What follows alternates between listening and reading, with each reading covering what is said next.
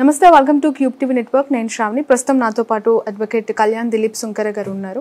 ప్రస్తుతం జరుగుతున్న కొన్ని ఇష్యూస్కి సంబంధించి వారి అభిప్రాయం తెలుసుకునే ప్రయత్నం చేద్దాం. సార్, రెండు తెలుగు రాష్ట్రాల్లో జరుగుతున్న మేజర్ ఇన్సిడెంట్స్ ఆల్రెడీ మీరు కొంత రియాక్ట్ అవుతున్న విషయం కూడా అందరూ చూస్తున్నారు. రెండు తెలుగు రాష్ట్రాల్లో చాలా సోషల్ ఇష్యూస్ పైన మీరు రెస్పాండ్ అవుతూ ఉంటారు.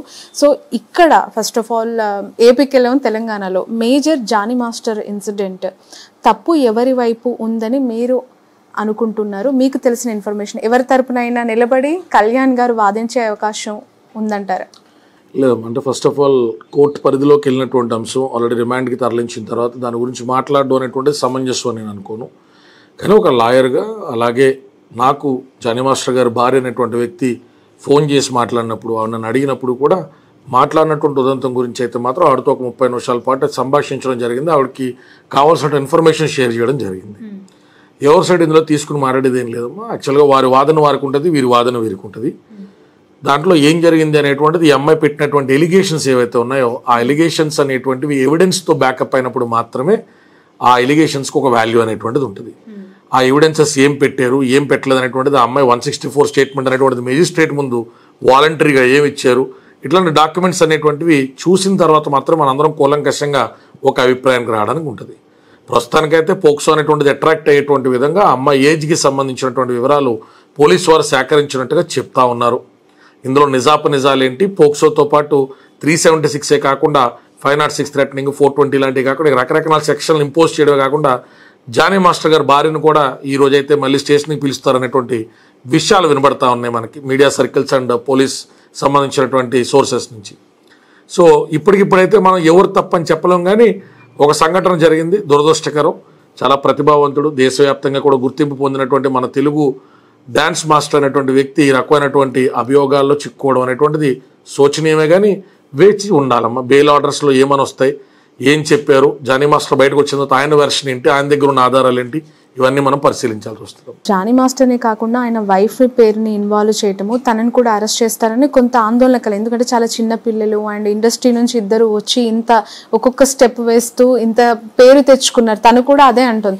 మీకు కాల్ చేసినప్పుడు తన పెయిన్ ఏంటి, ఎలా ఎక్స్ప్రెస్ చేసింది? అదే నేను ఫస్ట్ అడిగినటువంటిది అమ్మాయి లవ్ జిహాద్ అనేటువంటి యాంగిల్లో మీరు ఏమన్నా నిజంగానే అమ్మాయిని మతం మారమన్నారంటే ఆమె అన్న అంటూ సంబోధిస్తా, అన్నా నా పేరు సుమలత, నేను ఇలాగా ఇస్లాంలో కన్వర్ట్ అయినానన్న, నేను ఖుదా సాక్షిగా చెప్తున్నాను మీకు, ఆ అమ్మాయి అంతటా ఆ అమ్మాయి ఫస్ట్ బుర్కాలు వేసుకుంటూ ఉండేదన్న. జానీ మాస్టర్ని ఇంప్రెస్ చేయడం కోసం ఆమె ఎన్నో ప్రయత్నాలు చేస్తూ ఉండేది. అలాంటి నేను చూసి 1 నెల 2 నెలలు 3 నెలలు కాదు కదన్నా, నెలల తరబడి సంవత్సరాల తరబడి చూసినప్పుడు ఒకనొక సందర్భంలో చెప్పాను, ఏంటమ్మా అసలు నీకంటే నాకు జానీ మాస్టర్ అంటే ఇష్టం అండి, నేను మాస్టర్తో పాటు ఉండాలనుకుంటానని చెప్పింది. మరి నేను ఆ టైంలో ఎవరిని వారించాలో నాకు తెలియదు కాబట్టి నీకు ఇస్లాం అనేటువంటిది అంత ఇష్టం అయితే కనుక వేసుకోమ్మా, తప్పే ఉంది అందులో. నీకు కన్వర్ట్ అయితే పూర్తిగా కన్వర్ట్ అవ్వు, కానీ వేషధారణ కోసం మాత్రమే నువ్వు మతాన్ని ఎంచుకోవద్దు తల్లి, ఎవరిని ఇంప్రెస్ చేయక్కర్లేదు, నీ మనసులో దేవుడు ఉండాలని చెప్పడం జరిగింది. నేను ఒక పాజిటివ్ నోట్లో ఒక మహిళగా ఇంకో మహిళకి అడ్వైస్ చేశాను. నా భర్తకి ఆమెకి మధ్య ఏముంది ఏం లేదనేటువంటిది వారి ఇరువురికి సంబంధించిన సబ్జెక్ట్లో నేను ఎందుకు జోక్యం చేసుకుంటానని చెప్పడం జరిగింది. అలాగే కొంతమంది డాన్సర్స్ కూడా కాల్ చేశారు. మాస్టర్ ద్వారా సీనియర్ డాన్సర్స్ మేము లాభపడ్డటువంటి అకౌంట్స్ ఇదిగోండి సార్ డీటెయిల్స్, మాస్టర్ పలానా పొజిషన్లో యూనియన్లోకి వచ్చిన తర్వాత చాలామంది పెద్ద ప్రొడ్యూసర్లతో మాట్లాడి కూడా మాకు ఈ రకంగా ఆర్థిక సాయం చేశాడు సార్ అని మీరు నమ్ముతారో నమ్మరో 84-85 మందికి సంబంధించిన ఇన్ఫర్మేషను ఒక ఇద్దరు కలెక్ట్ చేసి ఆ డీటెయిల్స్ అన్నీ కూడా షేర్ చేయడం జరిగింది. కాబట్టి ఆయన మంచోడు కట్టి తప్పు చేయకూడదని చాలామంది అడుగుతూ ఉన్నారు. ఇక్కడ తప్పు ఒప్పులు నిర్ధారించేది మనం కాదు, ఎందుకంటే ఇవన్నీ అభియోగాలు. ఆ అమ్మాయికి ఉండేటువంటి వేదన ఆ అమ్మాయికి ఉంటుంది. జానీ మాస్టర్ కూడా అంతకాలం ఆ అమ్మాయిని సహకరించాను, కూడా నేను నిలబెట్టాను, ఆ అమ్మాయికి లైఫ్ ఇచ్చాను, ఏంటి ఈరోజు ఇలా జరిగిందని ఆయన వేదన ఆయనకి ఉంటుంది. ఇరువురు ఎవరు అంటే ఎమోషనల్గా మోరల్గా మనం జడ్జిమెంట్ చెప్పగలుగుతాం, కానీ లీగల్గా ఎవరిది తప్పు అని నిర్ధారించాల్సినటువంటిది న్యాయస్థానాలు మాత్రమే. న్యాయస్థానాలు అట్లా నిర్ధారించాలి అంటే న్యాయపరమైనటువంటి వాద ప్రతివాదనలు జరగాల. ఇరువురికి సంబంధించినటువంటి అభియోగాలు ఆధారభూతంగా ఉండాలి.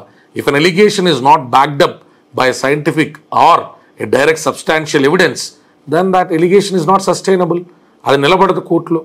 కానీ చూడాలి ఆ అమ్మాయి నిజంగానే పోక్సో అట్రాక్ట్ అయ్యేటువంటి చిన్న వయసులో ఉన్నప్పుడే జానీ మాస్టర్తో ఆ రకమైనటువంటి సహచర్యం ఏర్పడిందా, ఏం జరిగింది, ఇవన్నీ చూడాలి. నిన్నైతే ఇటు కూడా ఆయన్ని రిమాండ్కి పంపించారు. ఆ తర్వాత కన్ఫెషన్ స్టేట్మెంట్ గురించి, రిమాండ్ రిపోర్ట్ గురించి కూడా జానీ మాస్టరే తప్పు ఒప్పేసుకున్నారు అని చెప్పి చాలా ప్రముఖ ఛానల్స్లో ఇష్టారాజ్యంగా రాశారు.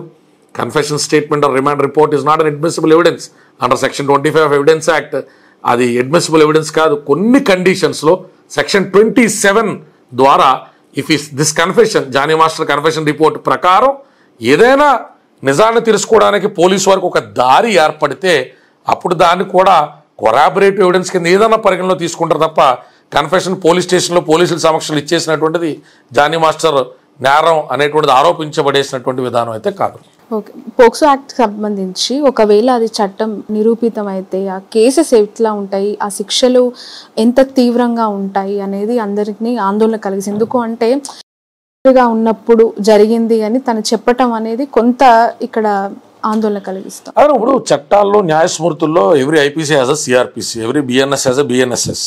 సో భారతదేశంలో న్యాయ స్థానాలకు సంబంధించినటువంటి న్యాయ నైపుణ్యత్వం అనేటువంటిది ఒక శిక్ష గురించి, ఒక తప్పు గురించి, ఆ తప్పుకు పడేటువంటి శిక్ష గురించి మెన్షన్ చేస్తుంది. 376కి సంబంధించి కానీ, పోక్సోకి సంబంధించి కానీ 7 to 10 years అండ్ లైఫ్ పడేటువంటి అవకాశాలు, ఫోర్సిబుల్ కన్వర్షన్ ఆఫ్ రిలీజియన్ యాక్ట్కి సంబంధించి 5 సంవత్సరాలు, ఇలాంటివన్నీ పేపర్ల మీద ఉంటాయమ్మా. కానీ ఇవన్నీ కూడా టూ ఎర్లీ టు డిస్కస్. ఎందుకంటే అంత భయపడి ఆందోళన చెందాల్సినటువంటి అవసరం కాదు. ఈరోజు నమ్మేవారు నమ్ముతారు. ఒక అభియోగాన్ని అమ్మాయి సైడ్ తీసుకున్నారు, అమ్మాయి సైడ్ తీసుకుంటారు, జానీ మాస్టర్ సైడ్ తీసుకున్నారు, జానీ మాస్టర్ సైడ్ తీసుకుంటారు. ఎవరి అభిప్రాయాలు ఎలాగున్నా నేను ఇందాక నుంచి చెప్తున్నా, ఆధారాలు మాత్రమే ముఖ్యం. ఆధారాల ద్వారానే శిక్ష పడద్దా లేదా అనేటువంటి చెప్పగలుగుతామన్నారు. ఎందుకంటే అభియోగాన్ని ఎదుర్కొంటున్నారు కాబట్టి ఆ ట్రెమర్స్ అనేటువంటివి పార్టీ రెగ్యులర్ కార్యకలాపాలకి అడ్డు రాకూడదని అనుకుంటారు. షోకాజ్ నోటీస్ ఇచ్చుంటే బాగుండేది, ఆయన వివరం తీసుకుంటే బాగుండేది నేను అనుకున్నాను. అది వారి పార్టీకి సంబంధించినటువంటి నిర్ణయం కాబట్టి వారు తీసుకుంటారు. సస్పెండ్ అయితే చేయలేదమ్మా, తప్పు ఇన్ఫర్మేషన్. బట్ ఎంతవరకు సపోర్ట్ ఉండొచ్చు అంటారు? ఆ పార్టీకి ఓపెన్ గా తను సపోర్ట్ చేశారు అండ్ పనిచేస్తారు, సాయం చేస్తారు కదా, లీగల్ అడ్వైస్ నుంచి కావచ్చు. డిప్యూటీ సీఎం హోదాలో ఆయన చేయగలిగేది ఉంటుందో, పక్క స్టేట్ లో జరిగినటువంటి విషయం కదా, బహుశా బయటకు వచ్చిన తర్వాత ఒకసారి పిలిపించుకుంటారు, మాట్లాడతారు. ఆయన సైడ్ వెర్షన్ కూడా ఆయన వింటారేమో. ఇప్పుడు మన దువ్వాడ శ్రీనివాస్ గారు లాంటి ఇన్సిడెంట్ జరిగింది, ఆయన అంత అంబిగ్విటీలో ఇన్ఛార్జ్ కింద కొనసాగించడం తప్పు అనుకున్నారు. గౌరవనీయులైనటువంటి ప్రతిపక్ష నాయకులు, మాజీ ముఖ్యమంత్రి వారు, కడప ఎమ్మెల్యే శ్రీ వైఎస్ జగన్మోహన్ రెడ్డి గారు అతన్ని ఆ బాధ్యతల్ని తప్పించారు. కానీ మొన్న ఏదో అవసరం మీద 2 రోజులు 3 రోజుల క్రితం పిలిచి అపాయింట్మెంట్ అయితే ఇచ్చారు కదా. సో మన కోసం పనిచేసినటువంటి వ్యక్తులు ఏదైనా ఎలిగేషన్ ఎదుర్కొంటున్నప్పుడు కొంత డిస్టర్బెన్స్ అంతా సెటిల్ డౌన్ అయిన తర్వాత మోరల్ సపోర్ట్ ఇవ్వడం అనేటువంటిది ప్రతి నాయకుడు ప్రజా జీవితంలో చేసేటువంటి ఒక అనివార్య కార్యక్రమం. ఎవరైతే జానీ మాస్టర్ వైఫ్ ఉన్నారో మీతో మాట్లాడినప్పుడు ఆయేషా గారు జానీ మాస్టర్ ఈ కొరియోగ్రాఫర్ తో ఎలాంటి అటాచ్మెంట్ ఉందని మీకు ఎక్స్ప్రెస్ చేయడం జరిగింది. ఎందుకంటే అసలు పెళ్లి చేసుకోలేదు, ఒక కొరియోగ్రాఫర్ గా జాయిన్ అయిన వ్యక్తి జానీ మాస్టర్ తో క్లోజ్ గా మూవ్ అవుతూ బుర్కా వేసుకోవటము, ఆయనకి ఇష్టంగా ఉండటం అంటే కొంత అనుమానం తావిస్తోంది. అంటే క్లారిటీ ఉందా సుమలత గారికి విషయం? ఇప్పుడు ఇల్లీగల్ రిలేషన్ అయినా లీగల్ రిలేషన్ అయినా ఈరోజు ఎవరు స్వేచ్ఛ వారిది. హైకోర్టు కూడా దాన్ని చట్టరీత్యా నేరంగా సుప్రీంకోర్టు కూడా తీసుకునేటువంటి పరిస్థితులు లేవు. కాబట్టి వారిద్దరికి మధ్య ఏదన్నా ఒక బంధం ఏర్పడి ఉంటే అది వారి ఇరువురు ప్రైవేట్ టైం. ఎవరైనా కూర్చుని దాని జడ్జిమెంట్లాగా మాట్లాడడం అనేటువంటిది మన క్యారెక్టర్ని చూపెడతా తప్ప వాళ్ళ క్యారెక్టర్ని ఏమి డిఫైన్ చేయదు. జానీ మాస్టర్కి సంబంధించి ఆయన ఒక సెలబ్రిటీ మాస్టర్ కాబట్టి ఆయన జీవితం సున్నితమైంది. సో ఆబ్వియస్లీ ఎవరైనా ఏవైనా కమెంట్లు చేసేచ్చు అనుకునేటువంటి మన భావదారిద్రంలో ప్రతి ఒక్కడు ప్రవరాక్రులాగా మాట్లాడతాడు కదా. అవతలోకి సంబంధించి అందరూ ఏదో సొంత బెల్లాలతోనే కాపురాలు చేసేటువంటి ఉత్తముల్లాగా ఇలాంటిది ఇన్సిడెంట్ జరగానే ఎవరికైనా వచ్చి కింద నీతిలే చెప్తా ఉంటారు. వ్యక్తిగత జీవితాలు ఈ మధ్య మరీ దరిద్రం అయిపోయిన సోషల్ మీడియా జమానాలు తప్ప ఆయన వ్యక్తిగత జీవితం ఎవరికైనా వచ్చేదేంటి సచ్చేదేంటి అమ్మ. ఆయన ఒకరితో తిరుగుతాడు, 100 మంది తిరుగుతాడు, ఏమైనా ఇబ్బంది ఉంటే వాళ్ళ భార్య కంప్లైంట్ అవ్వాలి, లేదా ఇలాగ ఎవరికైనా అమ్మాయి కడుపులో వెళ్ళిపోతే ఆ పిల్ల బయటకు వచ్చి కంప్లైంట్ అవ్వాలి. ఇవన్నీ ఏంటంటే ఆదర్శాలు బాగా వల్లించడం, జియో టెక్నాలజీ ఎక్కువ వచ్చేసి ఇంటర్నెట్ ఫ్రీ అయిపోయిన తర్వాత జానీ మాస్టర్ క్యారెక్టర్ గురించి మాట్లాడుతూ ఎవరితో ఇన్స్టాగ్రామ్ అకౌంట్ తీసుకున్నాను అనుకో, ఎంతమంది అమ్మాయిలు బ్లాంక్ మెసేజ్లు పెడతారో మనకు తెలుస్తుంది. సలహా తేలిక కదమ్మా, చెప్తా ఉంటారు దిక్కుమాల సలహాలు అన్ని దాంట్లో ఉన్నాయి. ఇక సెలబ్రిటీ పబ్లిక్ ఫిగర్ ఒకటి అయ్యాడు అనుకో అమ్మ, ఇంకా ఆడు ఖచ్చితంగా ప్రవరాక్యుడిలాగే ఉండాలి అన్నది వీడి తీర్మానం. ఈడు ఉండడు, ఆడు ఉండాలని చెప్తే నీకు అంత ఆదర్శవంతంగా నువ్వు అనుసరించేవాడు ఉండాలి అనుకుంటే నువ్వు చూపించు. ఇప్పుడు ఇలా సెలబ్రిటీ ఎందుకు అవుతారు? వాళ్ళ ప్రతిభతో అవుతారు, వాళ్ళు ఏదైనా రిస్క్ తీసుకుంటూ అవుతారు. వాళ్ళ ప్రతిభతో మనల్ని అలరించారు అంతే. అంతేగాని వాళ్ళ క్యారెక్టర్ కాండాక్ట్ ఇంటికాడ తల దించితే ఆఫీస్ కాడ ఎత్తరు, ఆఫీస్ కాడ దించితే ఇంటికాడ ఎత్తరు అని చెప్పాలి. మిమ్మల్ని ఇన్ఫ్లుయెన్స్ చేయలేదు కదా. ఏ కామనమ్మా, సొసైటీలో ఎవరి జీవితాలు ఆడు చూసుకోడు కదమ్మా. ఆడి జీవితాల్లో ఉన్న దరిద్రాలన్నింటినీ కూడా ఆడు తప్పించుకోవడం కోసం ఎవడో ఒకటి మీద ఏదో నింద ఎత్త ఉండాలి. సెల్ ఫోన్ ఓపెన్ చేస్తారు, పొద్దున్న జీవితం నేను సాధించినప్పుడు ఓకే జానీ మాస్టర్ విషయంలో ఇది చాలా తప్పు, ఇలాంటి వాళ్ళు ఉరి తీయాలంటాడు. మన కర్మ అంతే, ఏం చేస్తాం, దౌర్భాగ్యం దరిద్రం. ఇండస్ట్రీతో చాలా క్లోజ్ గా ఉంటారు దిలీప్ గారు, మీరు చాలా మందిని చూసుంటారు పరిచయస్తులు. మొన్న రీసెంట్ గా కూడా మీరు న్యూస్ మేకర్ రాస్తారు ఇష్యూలో, లావణ్య. సో ఈ ఇష్యూ ఎలా ఉండాలి, చాలా సెన్సిటివ్ ఇష్యూస్ తెర మీద సీసీటీవీ పెట్టుకుని బతకాలం. ఇంకా అలాంటి సీసీటీవీలో పెట్టుకుని ఎవరితో మనం మారుతున్నాడు 1 minute అని చెప్పి సెల్ఫీ తీసుకుని మారుతూ ఉండాలి. ఇప్పుడు మీరు బయటికి వెళ్ళి దిలీప్ చేట్టుకున్నాడు అన్నారు, ఏం చేస్తాం, ఆవిడ కెమెరా ఉంది, నేను ఆవిడకి దూరంగానే కూర్చొని చెప్పాలి. సొసైటీ అది ఎన్న కొద్ది గుర్తింపు పొందాలన్నా ఎవరితో మాడకూడదు, ఆడు ఒపీనియన్ అది. నువ్వు ఎలాంటి వాడు అనుకోలేదు అన్న, లావణ్య కేసు చేస్తావు అనుకోలేదు, మరి ఏం చేస్తావు అనుకున్నారా అంటే ఇది దరిద్రం, దౌర్భాగ్యం ఇది. ఇప్పుడు డాక్టర్కి వెళ్ళి చెప్తాడంటే ఎవడో సలహా, సరే మీరు హెచ్ఐవి పేషెంట్లని ట్రీట్ చేయకూడదు, క్యాన్సర్ పేషెంట్లు చేయకూడదు, అలా పోతున్నాడు పోనివ్వాలి, ఎంతో తప్పుడు పని చేసేలా గారు. అసలు ఒక డిస్క్రిమినేషన్ అనేటువంటిది ఎక్కడి నుంచి స్టార్ట్ అవుద్దంటే నీ బుర్రలో ఉన్న పురుగులాగే అవతలోడు బతకాలనుకున్నటువంటి దౌర్భాగ్యం నుంచి. సమాజంలో హార్డ్ అండ్ ఫాస్ట్ రూల్స్ ఏమీ లేవు. ఇంకొకరిని హాని చేయకుండా నీ బతుకు నువ్వు ఎలా బతికినా అది బతికే కాదు. ఎవరికాడు చెప్పే తీర్మానాలు తీర్పులు ఏంటంటే ఆడు అనుసరించాలని ఇంకోటి అనుసరించాలని చెప్తాడు. జానీ మాస్టర్ విషయంలో జరుగుతుంది ఏంటి, రాజకీయ పరంగా అతను జనసేన పార్టీతో తిరిగాడు, వైఎస్ఆర్సీపీకి వ్యతిరేకంగా ఉన్నాడు కాబట్టి పోను వైసీపీ వాళ్ళు ఏదైనా తిడుతున్నారంటే అర్థం ఉంటుంది. న్యూట్రల్ ముసుగులో ఉన్నాడు కూడా ఏం జరిగింది పాపం అని రాసేవాడు కమెంట్ కనపట్లేదు నాకు. ఖచ్చితంగా లవ్ జిహాద్ పేరు మీద జరిగినటువంటి దుర్మార్గానికి జానీ మాస్టర్ నడి రోడ్డు మీద ఉరి తీయాలి. ఎవడు చూసి వచ్చాడు లవ్ జిహాద్ అక్కడ? ఆ అమ్మాయి తప్పంట్లా, ఈయన తప్పంట్లా. అరే వెయిట్ చేయడానికి ఒక ప్రొసీజర్ ఉంది అబ్బాయి.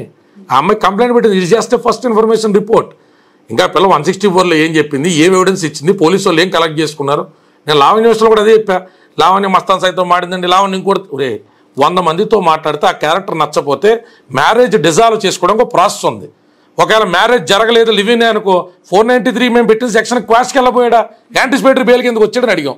సెక్షన్ ఏంటో తెలియదు, ప్రాసెస్ ఏంటో తెలియదు, ఛార్జ్ షీట్ వచ్చింది కదా ఈ అబ్బాయికి అగెనెస్ట్గా అంటే కూడా ఆ రోజు కూడా అంతే రాయించింది లావణ్య కావాలని. అక్కడ ఉన్న పోలీసు ఎవరు రాయించేస్తారమ్మా అంటే ఆడి పట్టుకున్న కుక్కకి 3 కాళ్ళు 4వ కాళ్ళు ఉందంటే ఒప్పుకోడు. ఇప్పుడు దానికి మనం ఎవరిని ఏం చేయగలుగుతాం? జానీ మాస్టర్ని హిందూ మతం, నేను పొద్దున్న లేస్తే శివారాధనలో ఉంటా, నా హిందూ మతం నా వ్యక్తిగతం, నా మతం ఎవరికంటే సుప్రీమసీ కాదు ఎవరికంటే తక్కువ కాదు అనుకున్నాడు, గొడవలే లేవు. సుప్రీమసీ చూపించాలనుకున్నాను అనుకో, జానీ మాస్టర్ ముస్లిం కాబట్టి ఖచ్చితంగా లవ్ జిహాద్ యాంగిల్ ఉంటుంది, నేను కూడా ప్రమోట్ చేయాలి. ఇంకా ఇవన్నీ స్పెక్యులేషన్స్ అమ్మా. ఈ మాటలు ఏవి కూడా అతని కేసుని ప్రభావం చెయ్యవు. అతని కేసు విషయంలో అతను దోష నిర్దోషాన్ని తేల్చాల్సింది కోర్టే. కోర్టులో సబ్మిట్ చేసినటువంటి డాక్యుమెంట్స్ చూసేదాకా అతను ఆరోపించబడ్డటువంటి వ్యక్తే నిందితుడు కాదు. నిందారోపణకి నిందితత్వానికి చాలా తేడా ఉంటుంది. నక్కకి నాగలోకానికి ఉన్న తేడా ఉంటుంది. He's just an accused and till proven guilty he's innocent. అలాగా అమ్మాయికి ఏదైనా బాధ ఉంటే నిజంగా అమ్మాయికి న్యాయం జరగాలని కోరుకుంటాం. ఆ అమ్మాయి తరపున కూడా ఖచ్చితంగా ఏదైనా సాయం కోరినప్పుడు నిలబడాలనుకుంటాం. కానీ ఇవన్నీ కూడా ధర్మబద్ధంగా, న్యాయబద్ధంగా, హేతుబద్ధంగా ఉండాలని కోరుకుంటాం. ఎవరెవరో ప్రొవొకేషన్లో ఆ పిల్ల కేసు పెట్టినా ఆ పిల్ల తప్పు చేసినట్టే. నిజంగా ఈ మాస్టర్తో 5 ఏళ్ల పాటు మంచి పాజిటివ్ నోట్లోనే జరుగుండొచ్చు సంభాషణ కానీ స్నేహం కానీ. అయితే ఇక్కడ పాయింట్ అలా నేను నిన్నటి నుంచి అన్ని మీడియాలో చెప్తున్నా, పోక్సో మాత్రమే పాయింట్. ఆమె ఏ 17 ఏళ్ళలో 16 ఉన్నప్పుడు కలిసిందనేటువంటి విషయం వస్తే ఆ అమ్మాయి ఎంత ఇష్టపూర్వకంగా ఇతనితో ఉన్నప్పటికీ ఇతని కేసులోంచి బయటపడడం కష్టం. ఎందుకంటే ఇక్కడ చట్టం, వ్యక్తిగతంగా కలిసి ఉండడం, తిరగడం ఇవన్నీ కూడా చట్ట పరిధిలో ఉండాలి. చట్టం ఏం చెప్తుంది, మైనర్ బాలికలతో తిరగద్దు, వాళ్ళే వచ్చి నీ మీద పడ్డా కూడా నువ్వు ఒప్పుకోవడానికి వీల్లేదు. ఎందుకంటే they have no right to give a consent ఇవ్వడానికి రైట్ లేదు. చాలా మంది 5 ఏళ్ళు తిరుగుతుంది కదా అంటే ఇవన్నీ మన ఎమోషనల్ స్టేట్మెంట్స్కి ఎవిడెన్స్ బేస్డ్ లీగల్ స్టేట్మెంట్స్కి చాలా డిఫరెన్స్ ఉంటుంది. Morality is not legality, always legality is not having a right to have morality. ప్రతి లీగల్ అంశంలో మనం మోరల్ జడ్జిమెంట్స్ కూడా దాంట్లో నిమిడీకృతం అయి ఉండాలనుకుంటే తప్పు. ఓకే, ఒకవేళ అది ప్రూవ్ అయితే ఎన్ని ఇయర్స్ శిక్ష ఉంటుందంటారు? ఎందుకంటే అది చాలా ఇంపార్టెంట్. పోక్సో ప్రూవ్ అయితే మాత్రం అతనికి 7 సంవత్సరాల నుంచి యావజ్జీవ శిక్ష పడినా కూడా మనం ఆశ్చర్యపోక్కర్లేదమ్మా. నా కన్సర్న్ అలా పోక్సో మీద తప్ప మిగతా సెక్షన్స్ మీద లేదు. జానీ మాస్టర్కి సంబంధించిన బంధువులు కూడా టచ్లో ఉన్నారు. ఆ డాక్యుమెంటేషన్స్ ఇవాళ రేపు ఫస్ట్ బెయిల్ మూవ్ చేసిన తర్వాత ఉన్నటువంటి ఈక్వేషన్స్ నాతో మాట్లాడుతా అన్నారు. ఆ ఈక్వేషన్స్ పరిశీలించిన తర్వాత మన క్యూబ్ టీవీ ప్రేక్షకులకి ఖచ్చితంగా మరొకసారి లీగల్ డాక్యుమెంట్ బేస్డ్గా మనం న్యూట్రల్ టోన్లో చెప్పేటువంటి ప్రయత్నం చేద్దాం. రైట్.